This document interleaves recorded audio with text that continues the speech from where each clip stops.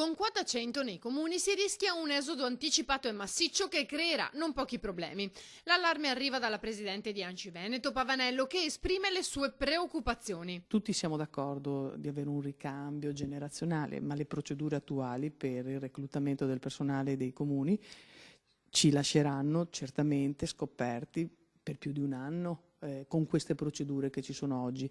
E siccome, se facciamo, partendo anche dal comune di Milano, un po' le potenziali persone che possono usufruire, ci sono 7 figure apicali, e 7 figure apicali che lasciano tutte insieme vuol dire che il comune non è in grado di portare avanti neanche le attività delle funzioni fondamentali. Sappiamo che oggi, soprattutto i comuni qui del Veneto, sono sotto organico.